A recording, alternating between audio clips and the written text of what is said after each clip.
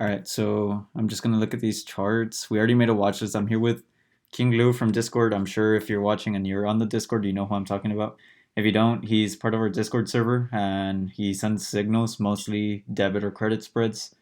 If you want to know his trading style, he can tell you right here. We're gonna look at this list of stocks. We kind of screened them already. We're not saying they're good buys right now, but they're, I guess, coiled up or they're opportunities. So we're just gonna look at whether they're a buy or a sell, or if what we think they have as a roadmap for the next couple months. Yeah, and I think this will be beneficial just having the both of us here looking charts because sometimes you're looking at a chart, you're trying to see what's.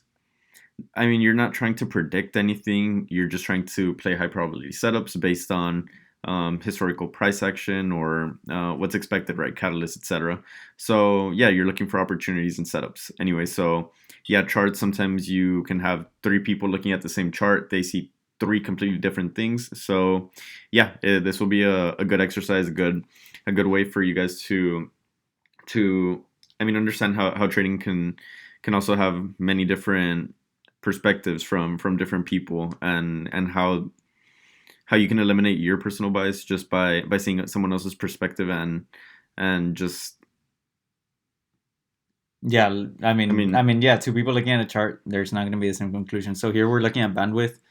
We're using just very few indicators, so there can be more of a raw conclusion. There's the 200-day moving average, which is pivotal, and it's the long-term moving average we use. There's the 20-day moving average, which tells us short-term trend. And then we have the volume by price, which tells us pretty much where do bulls and bears struggle and where does price kind of take a sharp turn.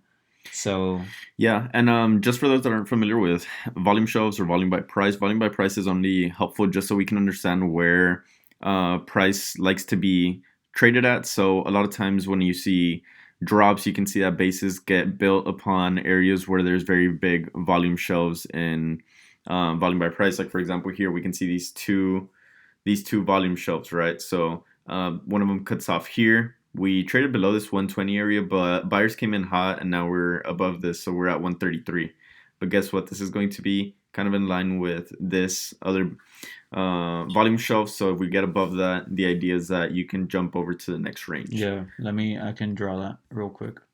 So, this volume shelf right here, Yeah, pretty much. Yeah. and then this one. So, this kind of puts us in a range, in my opinion. We can start analyzing. We can start analyzing already. So, to me, I would like to see a break above this if I want to enter it. What Fong says is that when you're in two very highly traded volume shelves, you don't do anything. You sit on your hands and you try to see what price does. So right here, we saw it try to break below. It undercut it for 2, 3 sessions, came right back up. So that's a little bit strong. It shows us that bears wanted to maintain, bulls wanted to maintain the price up, but now we're struggling to get above. So 135 is an important number for bandwidth, and it's kind of trading around that. It's not sure if it wants to go up. Yeah, the only thing that I see is it's kind of like an accumulation zone. So anytime that you have consolidation, it's where price action is not really doing much. It's trading in an area. Buyers come in at some point, sellers come in at another point, and it's trading in a range, right? So there you see 120, 136. I'm not going to count 111 because that was an obvious bottom or pivot. But yeah, I mean, I think this kind of benefits towards the bulls if we had our side to see if this was oversold at any points here. And then looking at the previous highs, I would still say that if I had to take a bet, I would bet against the downside. So I would say this has room towards the upside, and then also that's why we have the 200-day moving average. We're trading below it, so here we're accumulating. These were two pivotal areas here in the past, as you can see: 121, 143, 119. So this used to be a high. You broke of a bull flag. Now you broke above, tested the breakout area, and it kept moving. So now this range is getting tested again. So, in my opinion, here I would lean bullish. Just obviously keep a tight stop loss. You have your support areas, so you can keep adding on dips until 120. Below 120, you can add one last time at 111, but below that, just end the trade. Yeah. Okay. So bandwidth, 3 month, 4 month long, I would say. Yeah, I don't think it's good for options. not this type of movement. I don't like playing options with this anymore. No, and I mean, people just need to keep in mind that whenever you're playing options, like see other traders play options on Twitter or high flying stocks because people like to. I mean, you like to see it, right? You like to see gains. You like to see them be short term, quick and easy. But a lot of times, some people don't understand why people like trading Apple or Tesla or SPY or QQQ, and it's because there's volume, open interest, tight bid ask spreads, etc.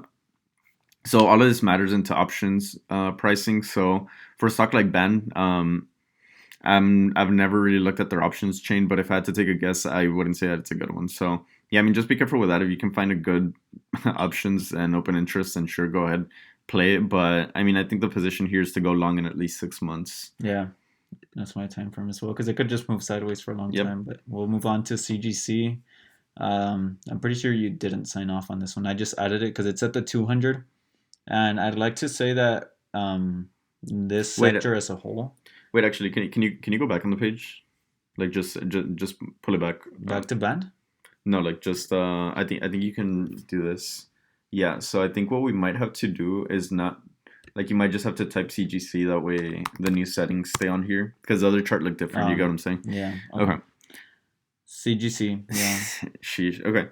So this one, I mean, if I were to look at it, there I'm looking at how it's sitting on the 200-day moving average. Technicals, I don't like playing technicals on these stocks. The 200-day moving average tends to act as like really, really strong support because that's where institutions and big buyers tend to come in and buy. So as far as technicals go, sure, I mean, there's a small accumulation area there at the 200-day moving average, which makes sense why it caught up to there. But I still see a downtrend. You may not agree, but if I were to just simply not, I'm not even gonna draw a trend line. What I want to just point out is okay. So ever since that peak, this stock has been moving nothing but down. Unless I were to see, well, I mean, this sounds dumb, but like here, yeah, sure. If we break out here and we break towards the upside, and based on where we're sitting, on the 200-day moving average, if we were to break into the upside and we were to trade above the 20-day moving average, that leans towards the bulls. But that's what I see. I mean, for now, it's still a downtrend. Would I play this? Probably not until I get confirmation. I don't know what you see. No, I think it has to move sideways first. I think it has to move sideways or it has to break above the 20 at least for maybe 2 sessions, something like that.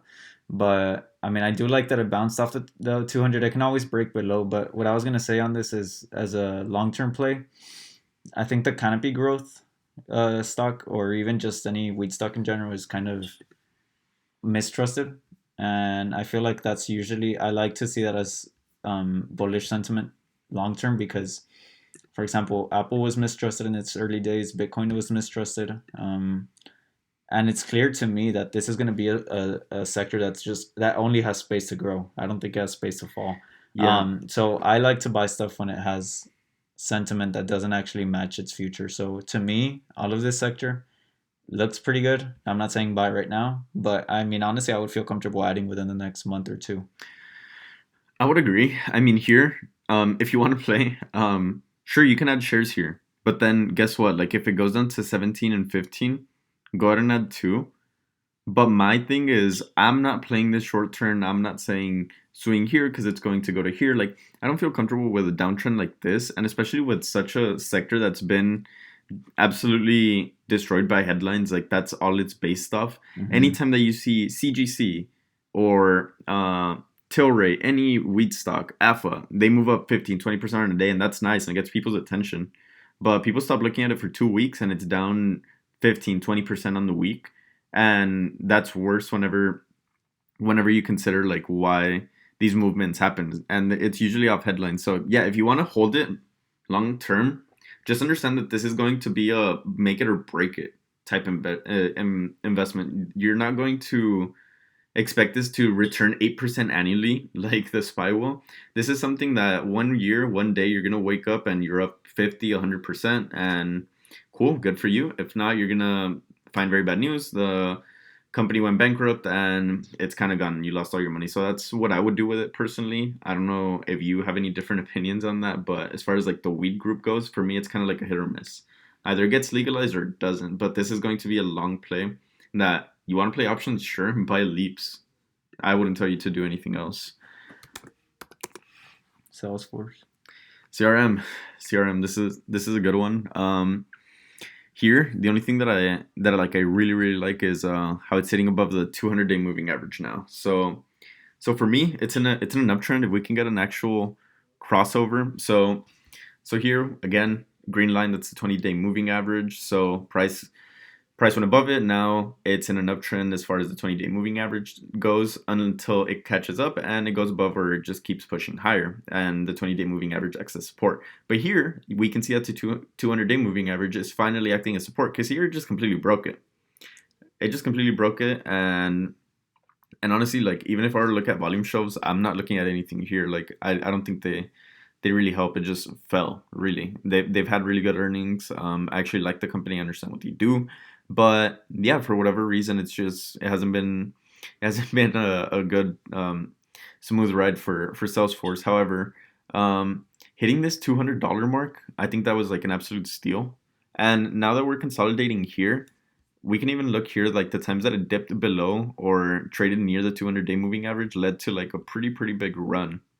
I mean, obviously it went all the way to trading down here, but if you were to take a long on this, I think that's a good bet. Like, I would just cut it below the 20-day moving average and possibly even play the downside, but I kind of don't like doing that.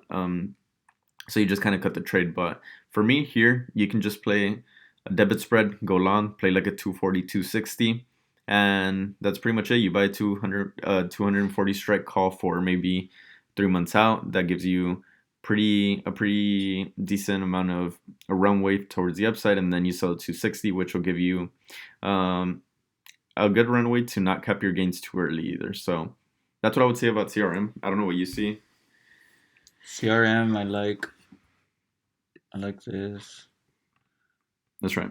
I That's like right. that That's what we were looking line. at earlier. Yeah. It's kind of trading in a channel. I mean, if you can even draw the same trend line on the lower end of price. Yeah. Yeah. So I mean, looking at that, honestly, it could even bounce down. It could even test that 200 area again. Yeah. I'm But buying puts. No, I'm playing, but but if it breaks above the trend line, I like it. 100%.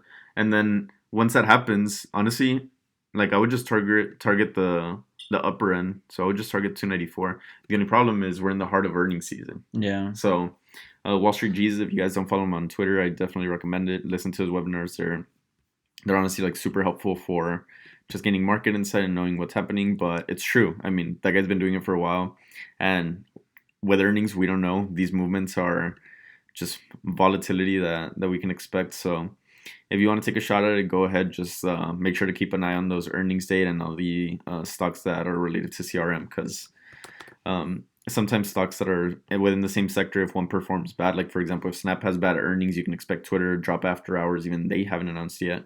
Facebook, same thing. So those are just some things to look out for. Fisker, baby. Uh, I don't know. I'll let you go first. Okay. Well, Fisker. I actually don't know much about Fisker, but Stock Talk USA, John, guy that we're doing the small account challenge with, he said that Fisker is good, and I mean it's gotten beat up so bad, and I mean all I can see is that it's had so many red days since March, like it's gotten sold off disgusting. So at this point, I feel like my risk is reduced as an investor or trader. I feel like the more it's gotten beat down, the less downside there is. And sure, it could keep going down, but if I do believe in the company and this is able to get above the 200-day moving average or the 20-day moving average, I would like to play. I do have shares. I do have shares on Fisker. Um, and I just like the upside. I do think price has memory, and EV as a sector is going to grow. And I think Fisker has a good shot becoming one of the good ones. So that's just my opinion. Obviously, right here, it's not going to be a V-shaped recovery. I don't think that. But it could. I mean, it could start consolidating here. It had a lot of volume on the green day. Um, I like it, honestly.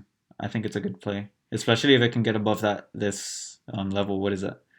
It's like Um, the 16 area. yeah, so like if it can get above 16 around there, I think it's good.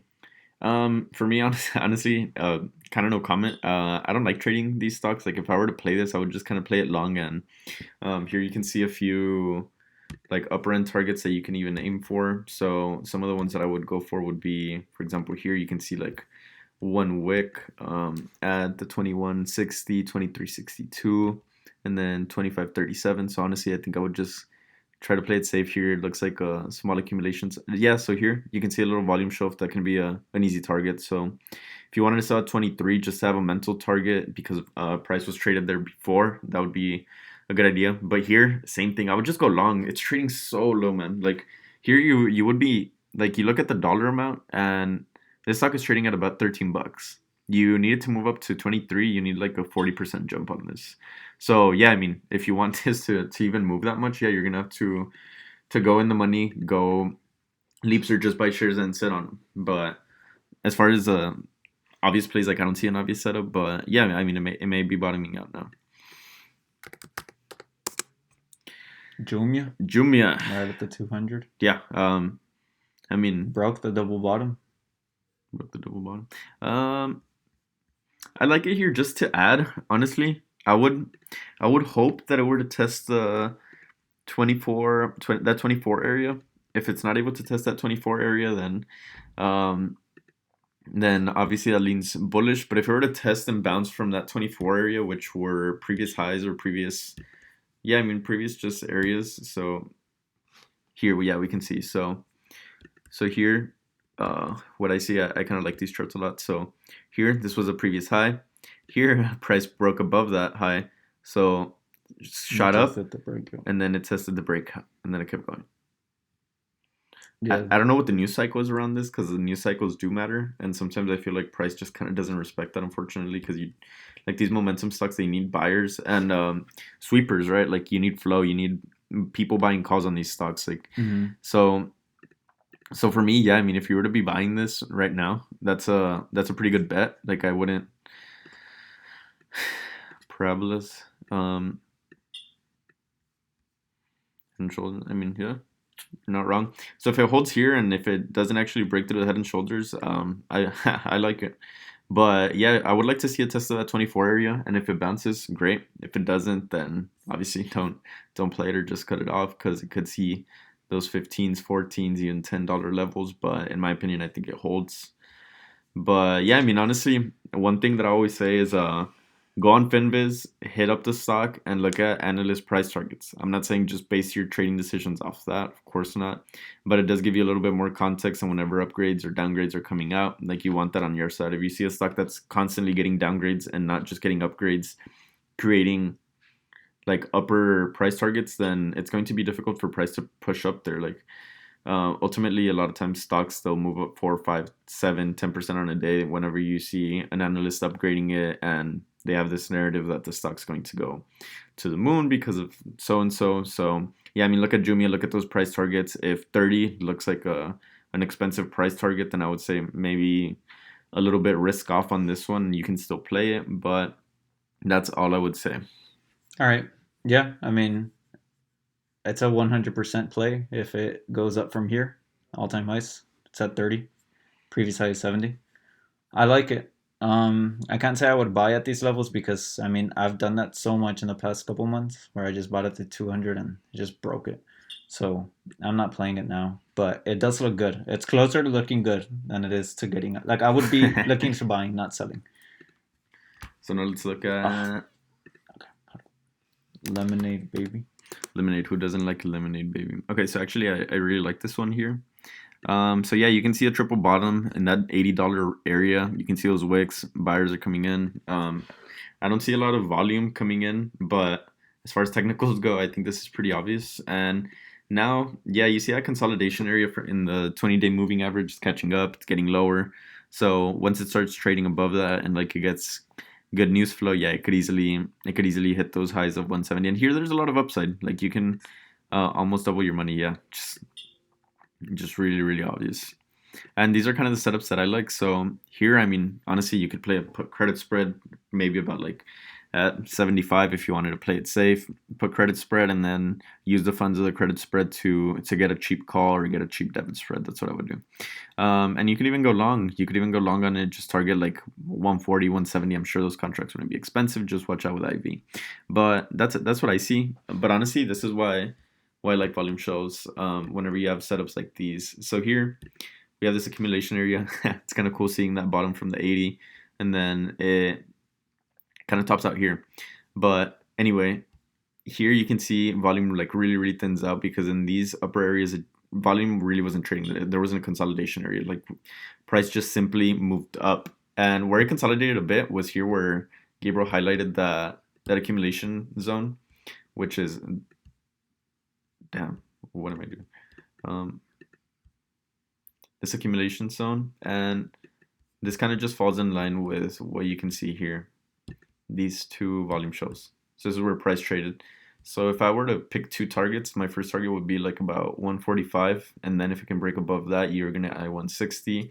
But this is why you can use volume to your favor. So yeah, I mean here it's trading above the 20-day moving average. Can it push above 100? If it gets above there, 113 might be like a little overhead resistance, but I don't think it's going to be anything significant, and you'll pretty much have what they call thin air all the way up to here. Nice. Yeah, looks good. I would also sell it around 150. I would love to see a break above 113 for calls, for weeklies. Yeah, and again, with these kind of like meme stocks that get pumped so much, same thing. I would just like to go on Finviz and make sure that those price targets make sense, and that this stock is not just this stock is not just getting pumped or dumped, or it's just moving without any narrative. Because honestly, if the narrative's on your side, that's easier.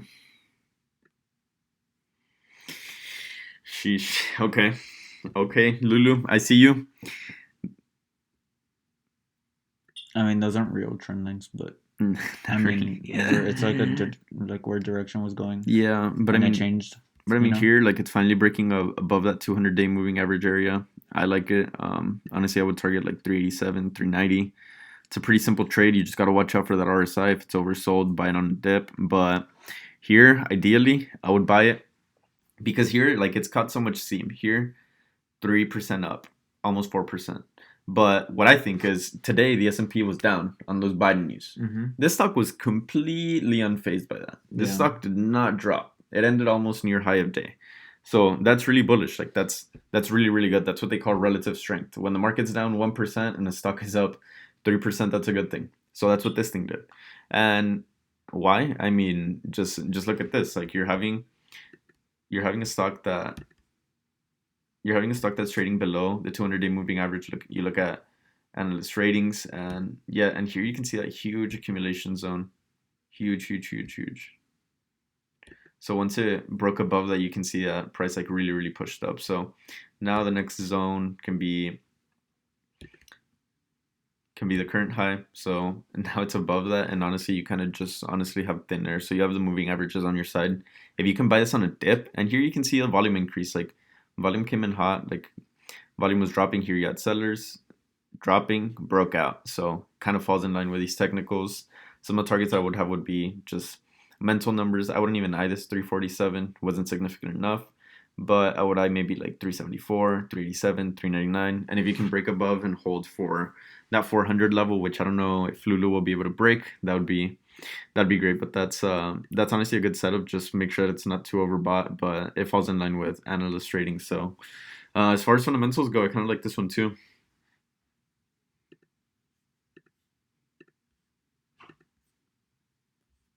Oh my gosh. Nayo.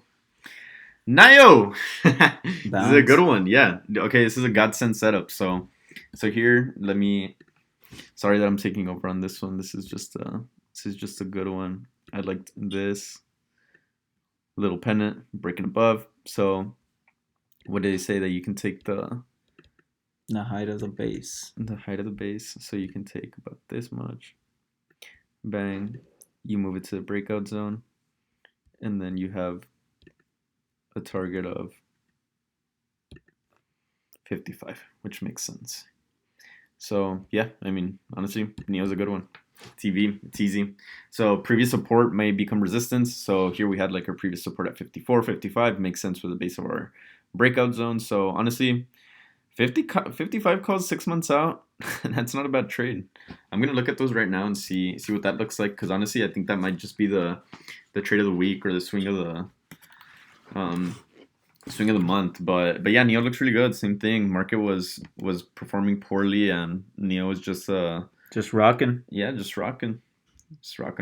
And then also keep in mind, guys, taxes, blah blah blah. News headlines in the United States will not affect this bad boy as much as it will because it is a Chinese stock. So, okay, so like let's say we were to go 9 months out, which I think is fairly responsible. We can even target like a December call for that 55 area. That's uh, that's trading at about $4.53. Obviously, multiply times 100, and that's your actual value that you're paying for. But you're getting a delta of 38. So for every dollar move in Neo, this call option is going to move $38 or 38 cents. Let me find out exactly how much that move is. That's about $15 to hit our price target. So yeah, this contract could easily double. There's going to be other options Greeks as delta increases and accelerates that will give this contract more value, especially if this bad boy goes in the money. However, that's what I would say that you can do with Neo. That would be honestly a pretty ideal play. If you wanted to play it safer, you could do 40-55 debit spread, which again, if you guys have any questions, just reach out on Discord to King Lou and I can elaborate more on that. But Gabriel, sorry that I was taking over, but you can go ahead and give your perspective. I think that we're both kind of bulls on this Neo. Nah, bro, keep talking.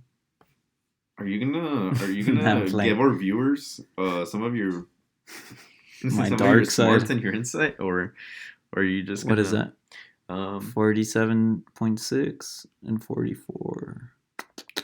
Honestly, I mean, I played options this week. You know that okay? What do you do today What'd you do under 50%. on Neo Yeah. at the open? No, yesterday. Yeah. You got in yesterday and you sold I think it I got today? him yesterday. Yeah, I mean Well, it was because Tesla was strong. Chinese stocks were strong. EVs strong. Neo combo of all three.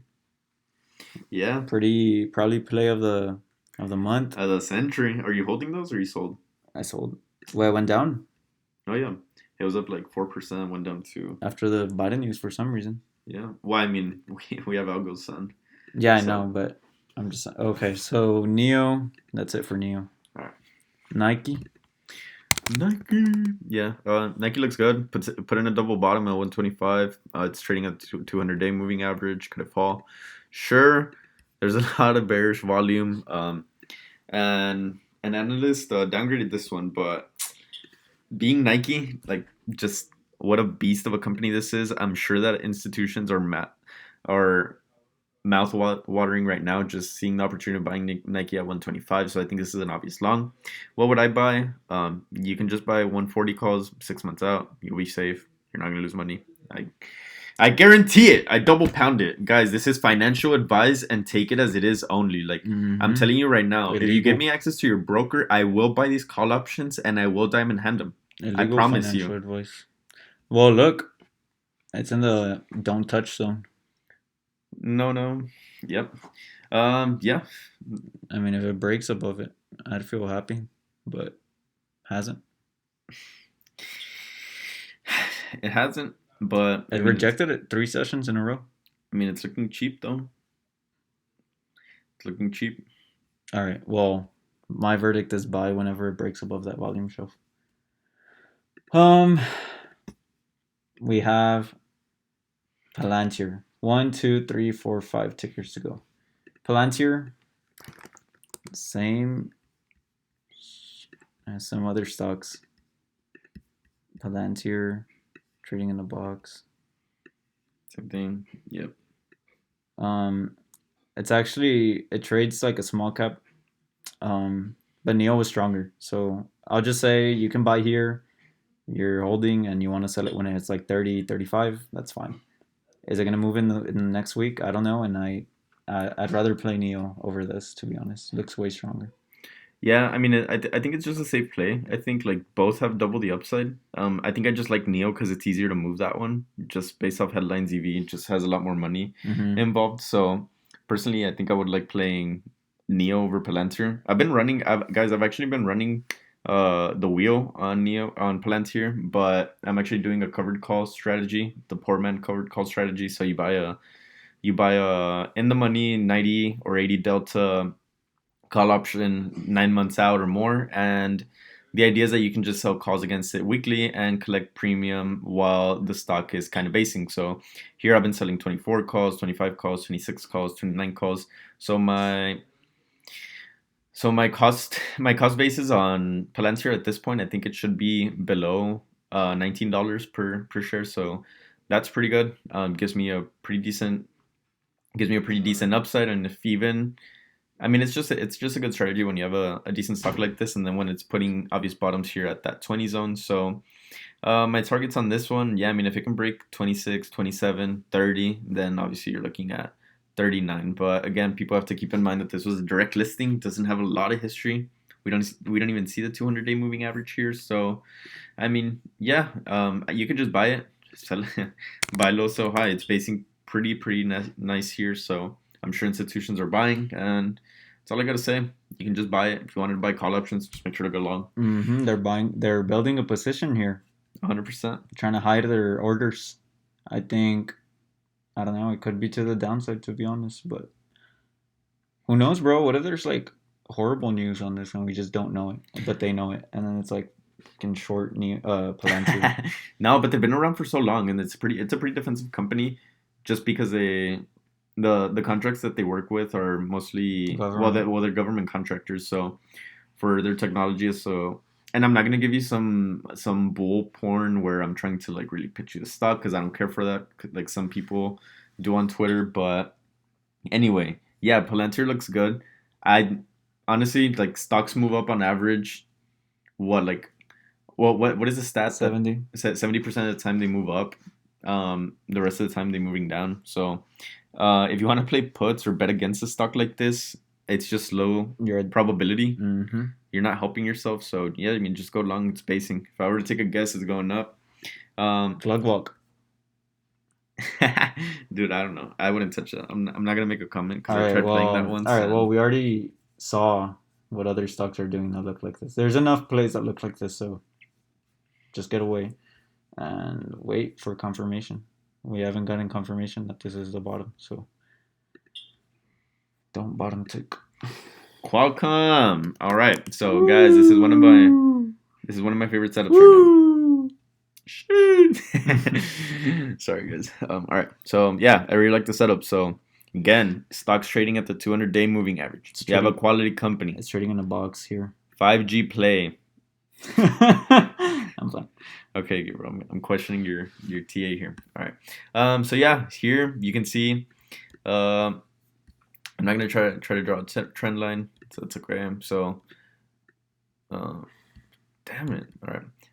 So yeah, lower highs or higher lows, higher lows. Here contested 200-day moving average again, and then we're also seeing higher highs. So, I mean, honestly, Secular uptrend. yeah, just a little small channel that it's trading in. But overall, if you wanted to take your chances on this one, I think this is a good spot. If it's able to get like some headlines or price targets and it gets above the 20-day moving average, that's kind of like my breakout confirmation. But again, like what you would target would be, you look at this volume shelf, like here you see a really, really nice volume shelf sticking out. So you can just pick those two ranges. Pick those two ranges. Look at that area that it traded in. So you're looking at 145 almost, and 150. So yeah, once you break above that, you got thin air 167. That's a easy target. And woo, okay, one of our favorite things to trade, Gabriel. Do you see it? Do you see it? Do you see it? Gap fills. It's a gap fill. How often do gap fills get filled, son? 99. 99% of the time. People would have thought because people would have thought, okay, gap fills, that's when price isn't traded in a certain area because the news come out, whatever. Here we can see that this was earnings. This was earnings here, a lot of volume, whatever. Earnings, boom, stock traded all the way up here, and you would have told me, oh, Lou, no way that this stock is going back to 125. This got this many price targets. Their earnings were crazy, this and that. Guess what? It filled this gap 100%. Tag these lower targets. It even went lower than the gap area. Tested it. Now it's filling it. We have a box, but now we have this gap. So, what does that mean? You're going to tell me, oh, it's never going to go back up there. It's never going to go back up there. We have bad news, this and that. Guess what? You were saying the same thing once it gapped up. So let me just push these down. I don't want to look at those. They're distracting. But yeah, so this is kind of a nice area. You want to play 150, 160 debit spreads or just play calls straight up. Go ahead. This might take a while. Here it took about what? You're looking at 4 or 5 months to get that gap fill. 4 or 5 months that your puts are bleeding. So okay, well, yeah. Oh, you have one gap fill that didn't get filled. Yeah, but guys, forget everything I said. It doesn't matter. Yeah, gaps to the upside are easier to fill, and they get filled. I mean, because stocks go up in time, So stocks go up, stocks go down. Stocks go up, stocks go down. T-Duck. This one's nice considering. I know it's not an XLV, but it's healthcare, and it's barely running compared to other sectors, like Excel, P. Oh, yeah. Put UNH. UNH. Yeah, that's okay. That's a so like stock. S strength, and I know T-Duck is way different. It's kind of growth, but looks nice, honestly. It's basing, has a lot of upside, and I like the company. I mean, I like telemedicine. Mm-hmm. Yeah, me too. Okay, so here we can see a volume shelf. Slow volume shelf. Set that up there. Bottom, and here it might honestly base in this area because it honestly based for a long time here. But what I would look at is how it's basing here. Mm-hmm. So here, honestly, it might test like this 200 to 20 area. That would be completely normal. This 200-day moving average is coming up, but if it breaks above there, yeah, I mean, honestly, you just kind of have thin air all the way up to like this area, and then we have another gap. So yeah, I think this is an easy play. Like, it's easier to just bet on the upside here than on the downside. Clearly, it's tested this zone 1, 2, 3 several times. So yeah, I think it's a good long. It's a good long. Lastly, XBI Biotech. Here we go. Doesn't look bad at all. We have a bit of a little range that we've been testing. A little parabola. Yeah. I'm not the most professional chartist, but it's trading above that. It's this sort of trend. It's trading above that 20-day moving average. So short-term trend is finally towards the upside. What would I target here? Again, just try to target that 149. Volume is going to be pretty. It's going to be pretty even here, I want to say, or not even, but just very distributed because it's an ETF. Like, it's going to be hard to see just huge inflows. So here we saw a base, broke out of that base, and honestly, we see a pretty good run. But now it could break below. Yeah, it could break below and touch like 106. Yeah, but this kind of looks like Neo to me. This kind of looks like Neo. Yeah. That's kind of how I would play it. Like, if you want to play options on this, I guess you could probably do that. But in my opinion, I think you're better off just buying stock. Yeah. So that's it. That's honestly it. I think we went over a lot, and I mean, if anyone has questions, they can always DM the questions at GTZ Capital on Instagram. And we did release a podcast today. So if you're thinking about playing only weekly options and you don't like these long-term plays, check out that's the content for you. The Spotify, the Spotify podcast. I'm gonna put the title in the caption. Yeah, but that's it. Yeah, that's kind of it. I think we covered a lot. If you guys have any feedback, obviously we're we're still trying to get better at this. If you guys want us to test any indicators, want us to check any tickers that you guys are in, that you're stuck in, that you're down 50%, you're trying to find a way out, because we've been there. That's happened. So yeah, I mean, if you guys want us to chart anything, any requests for the next video, any recommendations, again, any technical indicators if y'all want us to cover, we can cover that and tell you our opinions on those indicators and how to use them. Pretty much, even though we don't use them, we might be able to give you a little bit of insight as to how to play these. So I think this is gonna wrap it up for the video. I don't have any closing remarks. So anyone that tuned in, stayed for the full length of the video, thanks for bearing with us. But again, just a little bit of TA and some of the tickers that we'll be looking at going forward for opportunities in the market. We know that we're trading at all-time highs, so honestly, opportunities are kind of scarce here, and fully position sizing into strength is kind of difficult here. But anyway, we're doing the best out here. We're degenerates at heart, so we will always find tickers to trade, right? We'll always be looking for something, even if we don't trade it, we're looking. So yeah, thanks. That's it for me. Gabriel, any No, last words that's for you? it. Thank you guys. Thanks for watching.